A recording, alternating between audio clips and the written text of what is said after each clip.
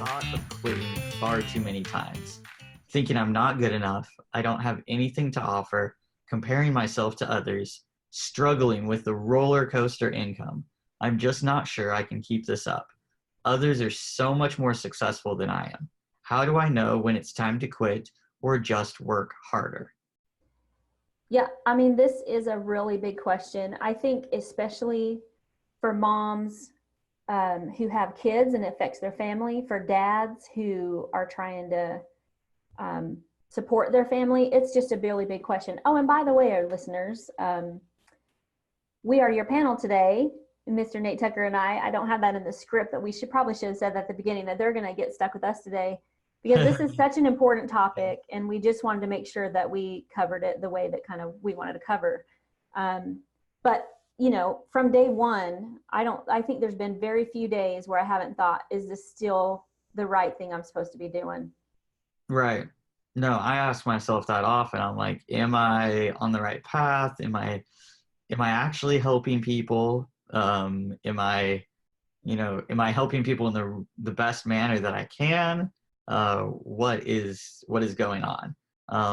The part that I really liked in this question was where it said others are so much more successful than I am.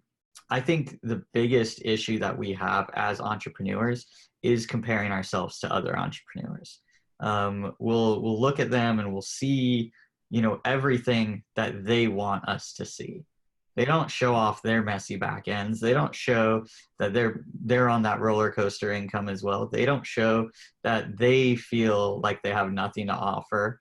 But we compare ourselves to these people and we go, well, they've got it all figured out. They're clearly a much better entrepreneur than I am. Whereas if you sit down with them and you talk to them, that quote that I just read can be said by so many entrepreneurs. They go, I don't know what I'm doing. I'm just winging it. And sometimes this works for me, sometimes it doesn't. Or a lot of times we'll focus on what our weaknesses are and compare them to somebody else's strengths. We might be like, oh, we need more video content.